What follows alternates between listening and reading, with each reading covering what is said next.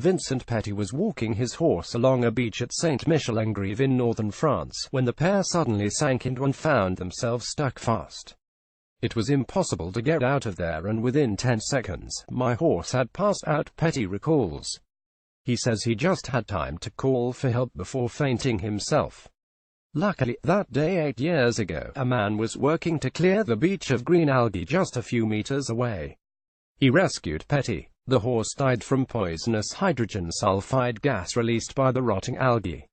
Since then, 2 people and a few wild boar are believed to have died from the gas, although the government has never officially recognized this. It's incredible, Petit told DW. You wouldn't expect to be exposed to such danger on a beach in France. A global problem, yet it's a danger that's becoming increasingly common around the world.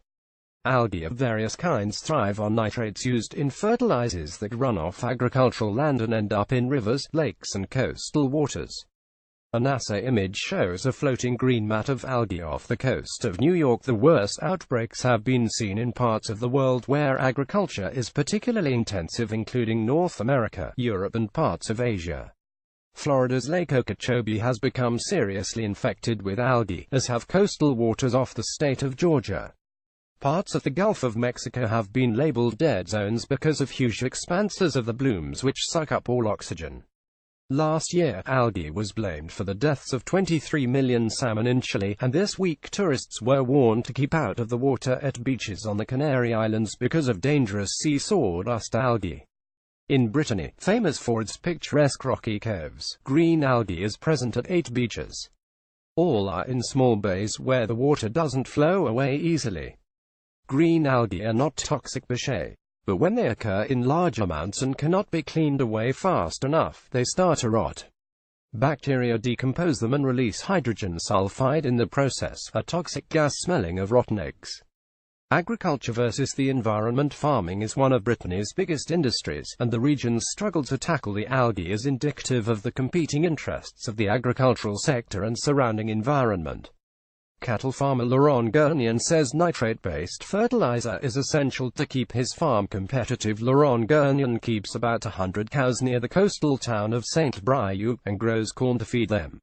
He says the chemicals are crucial for farmers to stay competitive. If we don't use fertilizer, we won't be able to produce enough food for our animals, he told DW.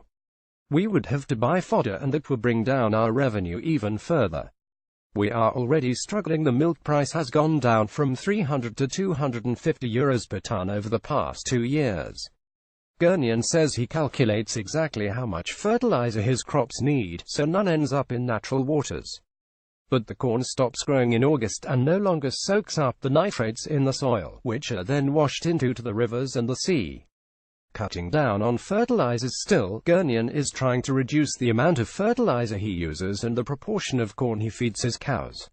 He is among the 80% of Brittany farmers who have signed up to the region's anti-algae plan. The government has spent €40 million, $47 million over the past 5 years trying to combat the problem and compensating farmers for reduced productivity. That sum will now be topped up with another €55 million, says Thierry Berlot, the regional government's vice president in charge of environmental matters. We will reduce the proportion of nitrates in the water even further, Berlot says. We will continue to reshape the land so that the water can flow off more easily. Brittany is on the move. We are adapting our agricultural model.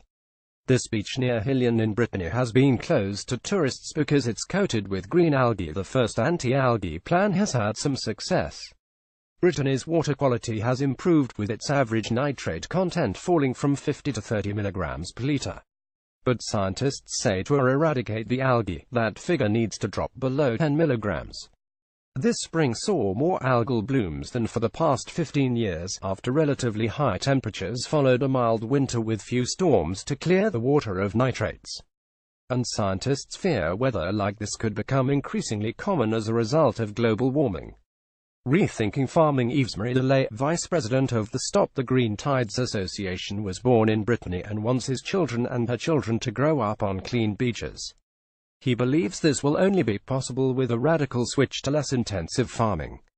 Yves-Marie of Stop the Green Tide says only a radical change to agriculture can save the beaches he grew up with. We need to thoroughly overhaul Brittany's agricultural model, he told DW, while measuring gas levels at one beach, something HE's been doing for the last 7 years to flag up the problem. Delay insists this would be a death knell for the local farming sector. Farmers should focus on quality and not quantity, he says. They would then need less fertilizer, and they would even lose money, as organic products fetch considerably higher prices. But farmers like guernion say such a strategy is just too risky. The prices for organic products are subject to fluctuations on the world markets just like for conventional products, he says. We would have no guarantee we could make a living if we produced less, even with higher quality. So far, the government's anti-algae initiatives have all been voluntary, which means unless farmers are enthusiastic about going organic, the algae are probably here to stay. As you can see, it's the latter. A large slick of algae is covering Lake Erie in the U.S. state of Ohio. Researchers had already warned that such algae growth was likely to occur more often back in 2011. The buildup has polluted this supply of drinking water for nearby cities. Even boiling the water does not help. On the contrary, this increases the toxin levels. Technically speaking, this green slime is not algae but rather a form of bacteria. More precisely, cyanobacteria. In the past, these were classified as blue-green algae, partly because they multiply using photosynthesis like algae.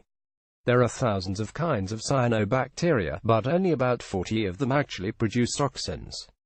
People can catch a whiff of the sulfurous odor from far away.